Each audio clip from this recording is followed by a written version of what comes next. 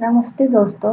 MA पाठ्यक्रम के अंतर्गत आने वाले एक प्रपत्र है मॉडर्न पोएट्री अप टू प्रगतिवाद। तो इसकी कुछ कविताओं के संबंध में हम बात कर चुके हैं। आज मैं महादेवी वर्मा के मैं नीर भरी दुख की बदली कविता के बारे में आप लोगों से कुछ बातें कहना चाहती हूँ। और इससे पहले महादेवी वर्मा के बारे में तो पिछली कक्षा में बताया गया है, फिर भी थोड़ी सी बातें आपके याद आने के लिए थोड़ी सी बातें आपसे बताना चाहती हूँ। तो वैसे आप लोग जानते हैं हिंदी की सर्वाधिक प्रतिभाशाली कवयित्री है महादेवी वर्मा। इन्हें आधुनिक मीरा भी कही जाती है। क्यों इन्हें आधुनिक मीरा कही जाती है? क्योंकि वे वेदना की कवयित्री है, पीड़ा की कवयित्री है, करुणा की कवयित्री है। तो अज्ञात प्रियतम के प्रति उनका जो मोह है, जो प्रेम है, इन सब को लेकर उनको आधुनिक मीरा कही जाती है। तो कवि निराला ने उन्हें हिंदी के विशाल मंदिर की सरस्वती कहा है। तो छायावाद के चार स्तंभों में एकमात्र कवयित्री भी है कौन? महादेवी वर्मा। उनकी प्रमुख रचनाएं निहार, रश्मि। प्रमुख रचनाएं माने काव्य संकलन है। तो पहला है निहार, रश्मि, नीरजा, सांध्य गीत, दीपशिखा, सप्तपर्णा, प्रथम आयाम और अग्निरेखा। तो निहार महादेवी वर्मा का पहला कविता संग्रह है। इसका प्रथम संस्करण सन 1930 ईस्वी में गांधी हिंदी पुस्तक भंडार प्रयाग द्वारा प्रकाशित हुआ था। इसकी भूमिका अयोध्या सिंह उपाध्याय हरिऔध ने लिखी थी। इसके गीतों में कौतूहल मिश्रित वेदना की अभिव्यक्ति है। उनकी दूसरा कविता संग्रह है रश्मि। इसमें महादेवी जी का चिंतन और दर्शन पक्ष बहुत अधिक मुखर होता प्रतीत होता है। अतः अनुभूति की अपेक्षा दार्शनिक चिंतन और विवेचन की अधिकता है। इसमें श्रीमती महादेवी वर्मा ने जीवन में आने वाले सुख दुख आदि पर भी रोशनी डाली है। उनका तीसरा कविता संग्रह है नीरजा।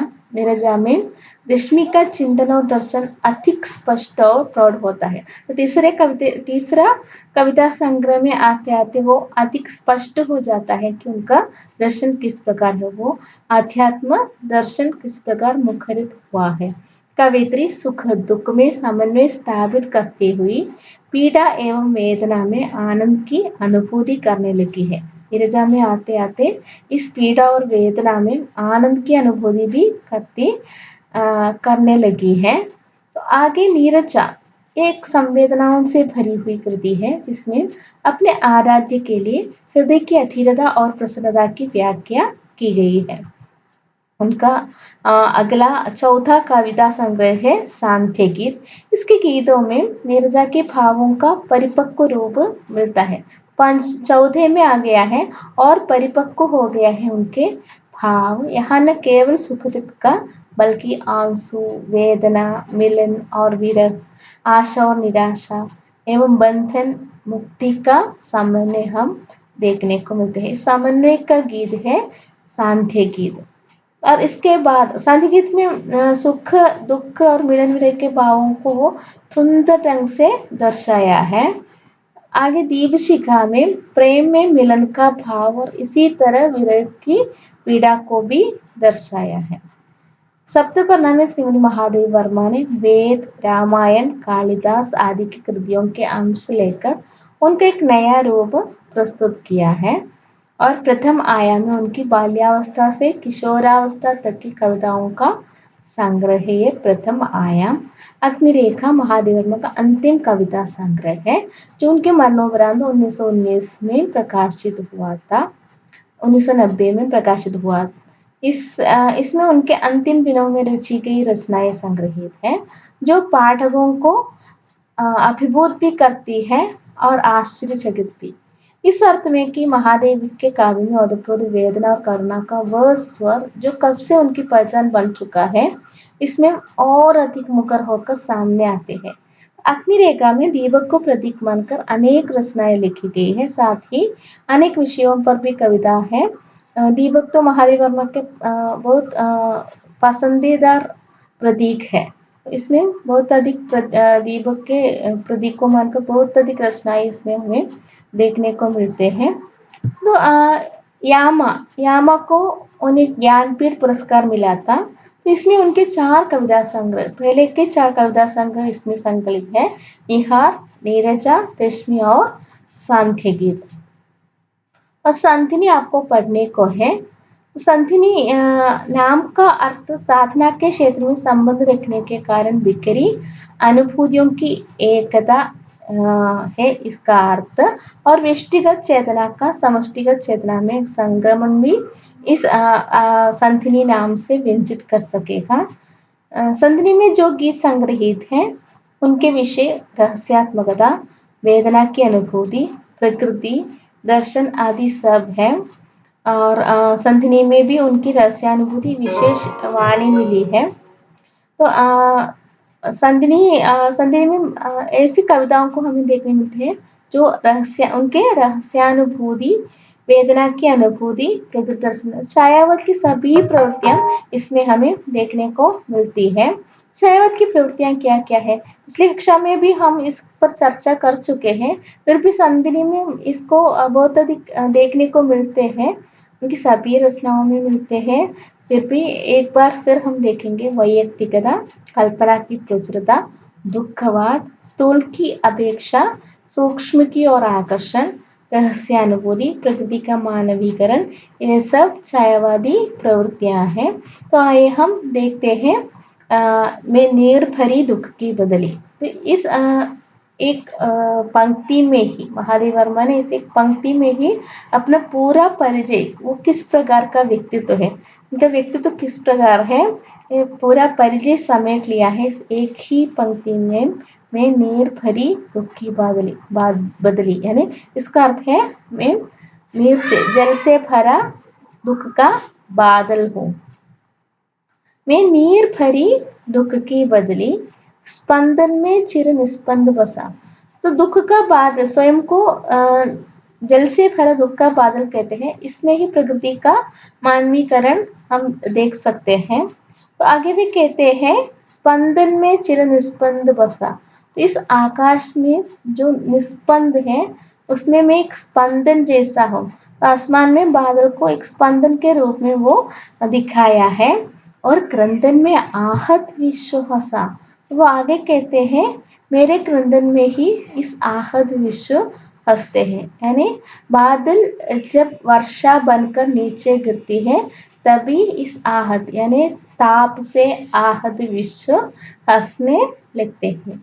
और नयनों में दीपक से जलते, मेरे नयन दीपक के समान जलते हैं, लेकिन मेरी पलकों में हमेशा दुख की निर्झरनी मछली में नीर भरी दुख की बदली, मैं नीरों से भरी यानी जल से भरी दुख का बादल हूँ। मेरा पग पग संगीत भरा, मेरी एक एक पंक्ति में संगीत भरा हुआ है, और श्वासों में स्वप्न पराग जरा, और मेरे एक एक श्वास में स्वप्न पराग के समान जरा हुआ है। क्यों स्वप्न को पराग जरा मानते हैं, क्योंकि ये स्वप्न किसके संबंध में है, अपने प्रियतम के संबंध में है, इसलिए वो स्वप्न पराग जरा बताया गया, परागों से जरा हुआ बताया है। नभ के नव रंग बुनते दुकूल, ये नभ के नभ माने आकाश, आकाश के एक एक नए रंग क्या है, मेरे नए नए रंग का वस्त्र है। दुकुल माने वस्त्र, मेरे नए नए कपड़े हैं। और छाया में मलय बयार करे, मेरी छाया में ही मलय बयार, मलय पर्वत के वो सुगंधित हवा फली है। और मैं नीर भरी दुख की बदली में नीरों से भरा, जल से भरा दुख का बादल हूँ। मैं क्षितिज फुगड़ी पर खिर धूमिल में, क्षितिज जो भी फुगड़ी पर खिर धूमिल चिंदा का भार बनी अविरल। तो चिंदा किस प्रकार हमारी भुगड़ी में है, उसी प्रकार है आकाश में बादल घिरते वक्त ऐसा लगता है कि चिंदा क्षितिज रूपी भुगड़ी पर चिंदा बनी है, बादल के रूप में चिंदा आकर बसी है। और रजकण पर जलकण हो बरसी, रजकण माने धरती के मिट्टी के एक एक कण, उसमें जलकण में बरसता हूँ। जब मैं मिट्टी के एक एक कंठ पर जलकंठ होकर बरसती हूँ, तब नवजीवन अंकुर बन निकले। तो नवजीवन ही अंकुर बनकर निकलती है। मैं नीर भरी दुख की बादल, यानी मैं जल से भरा दुख का बादल हूँ। पथ न मलिन करते आना, पद चिन्ह न दे जाते आना। आगे कवित्री कहती है कि मेरा एक ही आग्रह है कि मेरा पद कभी मलिन न हो जाए। यानी मैं जिस परिवार में जन्मा है उस परिवार को मैं मलिन करना नहीं चाहती हूँ, और मेरे पद को मैं कभी भी मलिन करना नहीं चाहती हूँ। पद चिन्ह न दे जाते आना, और मैं कोई भी पद चिन्ह छोड़ना भी नहीं चाहती।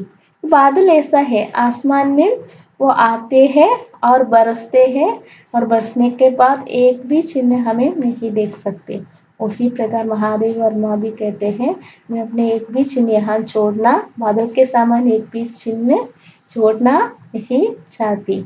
सुधि मेरे आगम की जग में, तो मैं यह जग में जन्मा है, मैं यहाँ आगम किया है, इसके लिए एक ही चिन्ह में एक ही बात में यहाँ छोड़ना चाहती हूँ, सुख की सिहरन हो अंध की। वो अंध में जो प्रियतम के साथ मिलते वक्त जो सुख का सिहरन होता है, वही मैं यहाँ एक ही बात में यहाँ छोड़ना चाहती हूँ। मैं नीर भरी दुख की बदली में, नीर भरी यानी जल से भरा दुख का बादल हूँ। विस्तृत नभ का कोई कोना, मेरा न कभी अपना होना। तो महादेव वर्मा यानी कवित्री हम सोचती हैं कि इस विस्तृत नभ का कोई कोना, इस आकाश में मेघ आते हैं चले जाते हैं, लेकिन इस विस्तृत नभ में, विस्तृत आकाश में इसका कोई भी स्थान नहीं, कोई कोना उसका अपना नहीं है।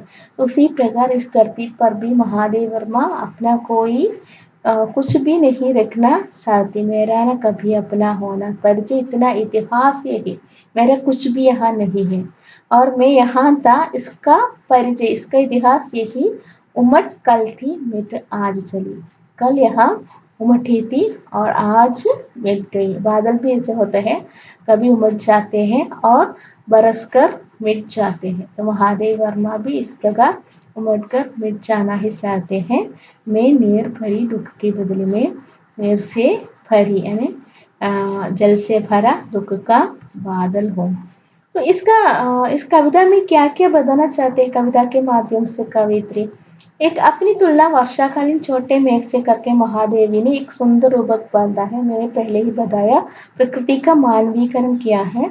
एक बादल से अपने तुलना, मानवीय रूप दिया है एक बादल को, और जल से भरे एक बादल को। आगे पीड़ा और वेदना को महादेव वर्मा पसंद करता है, क्योंकि वह प्रियतम की देन है। वो पसंद के साथ इस पीड़ा को आनंद आनंद के साथ भोगता है, वेदना को आनंद के साथ वो भोगती है, क्योंकि वो क्या है, वह प्रियतम की देन है, और दूसरों के लिए अपने जीवन को समर्पित करना वह चाहती है। क्यों एक बादल के रूप ले लिया? क्योंकि बादल दूसरों के लिए ही बरसते हैं, अपने को मिठाकर दूसरों के लिए जीते हैं। मैंने पहले कहा दीपक प्रतीक उनको बहुत पसंद है, दीपक भी स्वयं जलाकर दूसरों को प्रकाश देते हैं, उसी प्रकार स्वयं मिटकर बादल दूसरों को वर्षा देती है। बादल के समान स्वयं मिटकर वह दूसरों का उपकार करना चाहती है।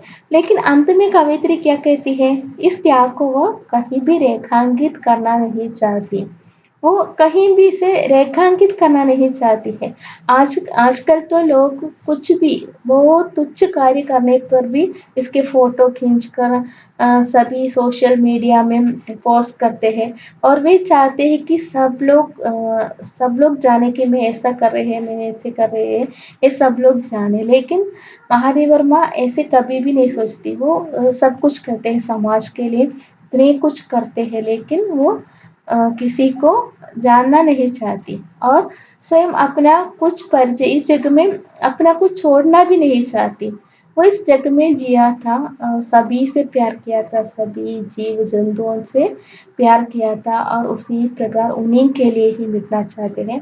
अपना कोई भी पदचिह्न हम छोड़ना नहीं चाहते हैं। जिस प्रकार बादल बरसकर पूर्ण रूप से मिट जाते हैं, अपने यहाँ आने का कोई भी पहचान नहीं छोड़ देता है, उसी प्रकार महादेवी जी भी वो उनका बड़प्पन है कि आजकल ऐसा कोई भी नहीं है कि वो सब कुछ करता है लेकिन कोई कुछ भी लोगों को ये बताए कि मैंने ऐसा किया है, ये सब वो नहीं चाहती। केवल इतनी ही चाहती है कि जिस पद से वो आया है, वो पद को ना मलिन करना है। तो इसी के साथ समाप्त करती हूँ। धन्यवाद।